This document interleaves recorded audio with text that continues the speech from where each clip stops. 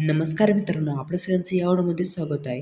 मित्रांनो, या ऑडिओमध्ये आपण बघणार आहोत वनरक्षक भरती 2026 साठी मोस्ट इम्पॉर्टंट क्वेश्चन फॉर पर्यावरण आणि वने. तर सगळ्यात पहिला क्वेश्चन येतो मित्रांनो, भारतातील वन संवर्धन कायदा कोणत्या वर्षी लागू झाला?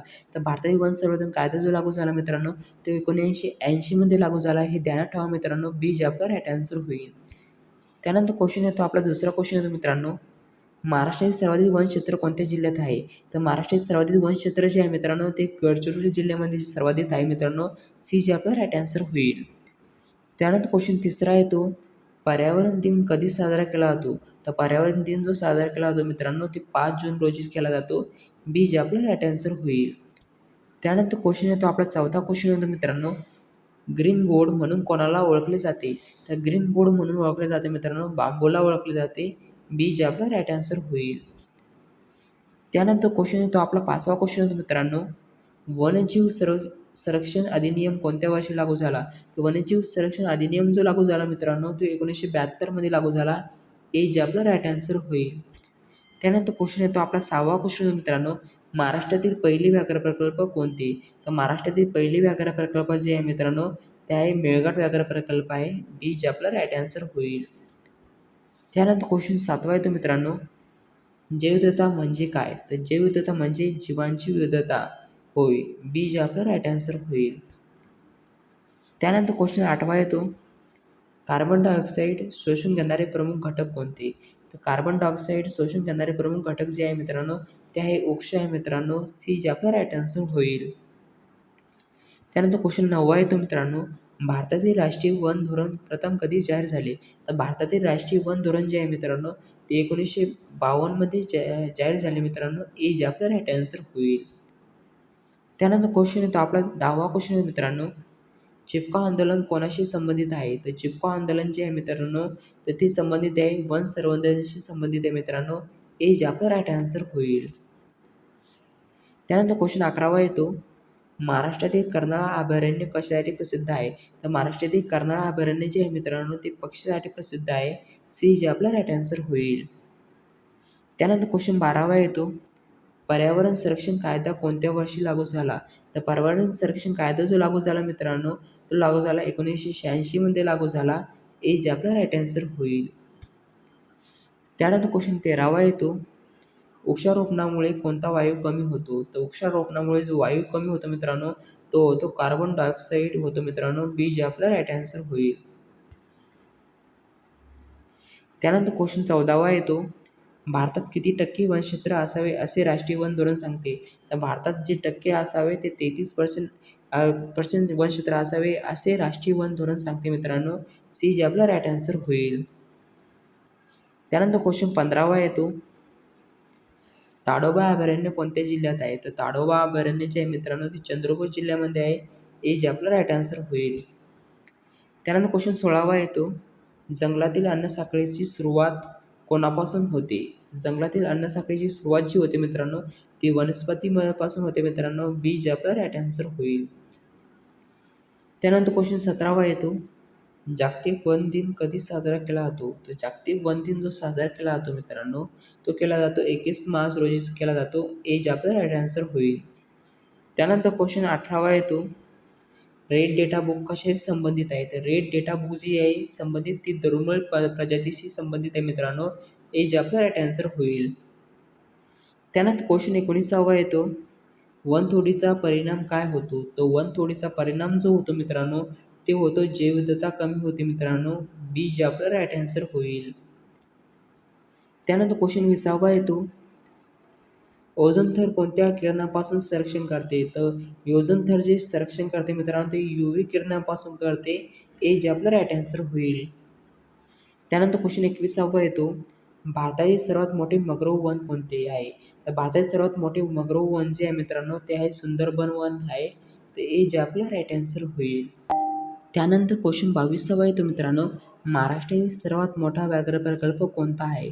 तर महाराष्ट्रातील सर्वात मोठा व्याघ्र प्रकल्प जो आहे मित्रांनो, तो आहे ताडोबा अंधारी व्याघ्र प्रकल्प आहे. सी जे आपलं राईट आन्सर होईल. त्यानंतर क्वेश्चन 23वा येतो, सामाजिक वनीकरण कार्यक्रम भारतात कधी सुरू झाला? तर सामाजिक वनीकरण कार्यक्रम जो भारतात सुरू झाला मित्रांनो, तो 1976 मध्ये सुरू झाला. बी जे आपलं राईट आन्सर होईल. त्यानंतर क्वेश्चन 24वा येतो, पोर्ती दिन कधी साजरा केला जातो? तर पोर्ती दिन जो साजरा केला जातो तो 22 एप्रिल रोजी साजरा केला जातो. ए जे आपलं राईट आन्सर होईल. त्यानंतर क्वेश्चन येतो आपला 25वा क्वेश्चन येतो मित्रांनो, चांदोली राष्ट्रीय उद्यान कोणत्या जिल्ह्यात आहे? तर चांदोली राष्ट्रीय उद्यान जे आहे मित्रांनो ते आहे सांगली जिल्ह्यामध्ये आहे. सी जे आपलं राईट आन्सर होईल. सांगली, सातारा, कोल्हापूर, रत्नागिरी या 4 जिल्ह्यामध्ये आहे चांदोली राष्ट्रीय उद्यान. तर सी जे आपलं राईट आन्सर होईल. ऑप्शनमध्ये सी ऑप्शन येते आपलं. त्यानंतर क्वेश्चन 26वा येतो, वन्यजीव सप्ताह कधी साजरा केला जातो? तर वन्यजीव सप्ताह जो साजरा केला जातो तो केला जातो 1 ते 7 ऑक्टोबर दरम्यान केला जातो. ए जे आपलं राईट आन्सर होईल. त्यानंतर क्वेश्चन 27वा येतो, बांबू कोणत्या गटात मोडतो? तर बांबू जो मोडतो गवत या गटात मोडतो मित्रांनो. ऑप्शनमध्ये सी जे आपलं राईट आन्सर होईल. त्यानंतर क्वेश्चन 28वा येतो, हिरवे फुफ्फुस म्हणून कोणाला ओळखले जाते? ते हिरवे फुफ्फुस म्हणून ओळखले जाते मित्रांनो वनी याला ओळखले जाते. सी जे आपलं राईट आन्सर होईल.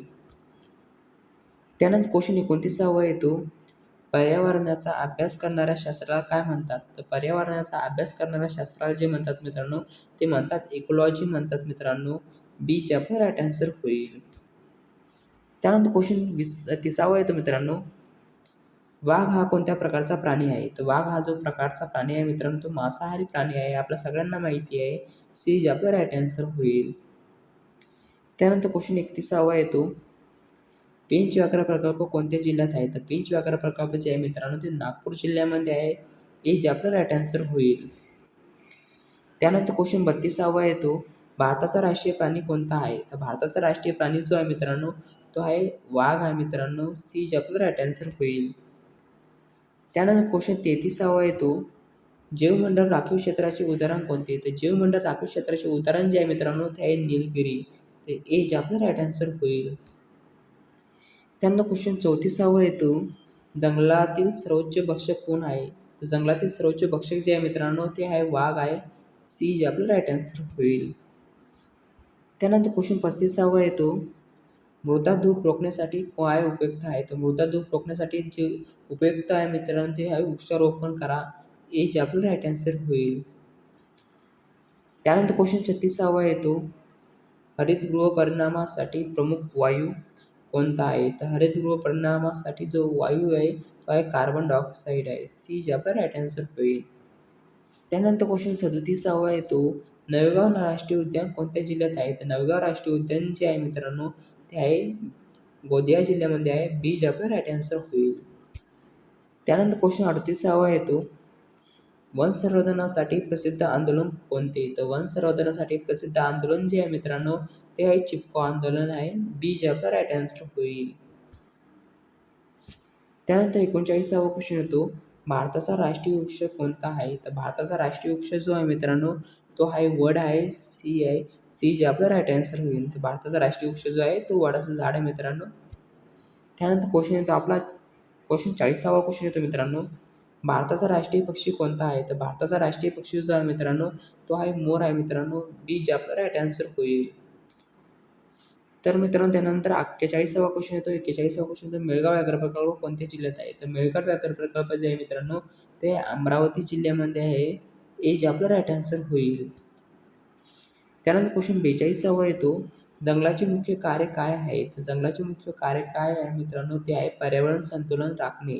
बी जे आपलं राईट आन्सर होईल. त्यानंतर क्वेश्चन 43वा येतो, जैवदत्ता कायदा कोणत्या वर्षी लागू झाला? तर जो जैवदत्ता कायदा जो आहे मित्रांनो तो लागू झाला 2002 मध्ये लागू झाला. सी जे आपला राईट आन्सर होईल.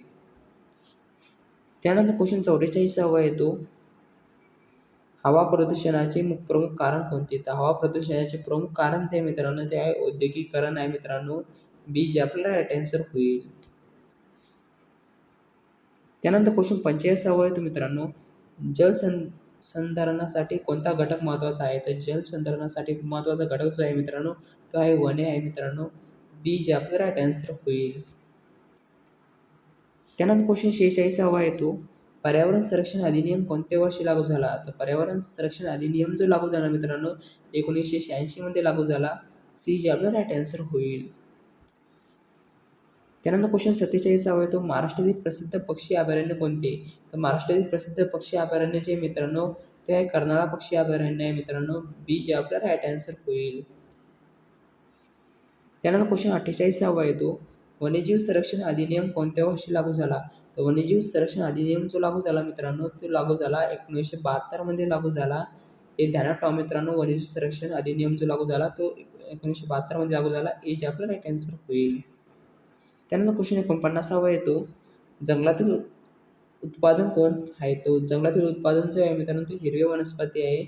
सी जे आपला राईट आन्सर होईल. त्यानंतर 50वा क्वेश्चन येतो मित्रांनो, पृथ्वीतील सर्वात महत्त्वाचा नैसर्गिक कार्बन सिंक कोणता आहे? तर पृथ्वीतील सर्वात महत्त्वाचा नैसर्गिक कार्बन सिंक जो आहे मित्रांनो तो आहे वने आहे मित्रांनो. सी जे आपला राईट आन्सर होईल. तर मित्रांनो तुम्हाला व्हिडिओ आवडला असेल तर लाईक शेअर व सबस्क्राईब करा. जर का तुम्हाला इम्पॉर्टंट नोट्स लागत असेल तर व्हॉट्सअप ग्रुपला जॉईन करून घ्या. डिस्क्रिप्शन बॉक्समध्ये मी लिंक दिलेली आहे.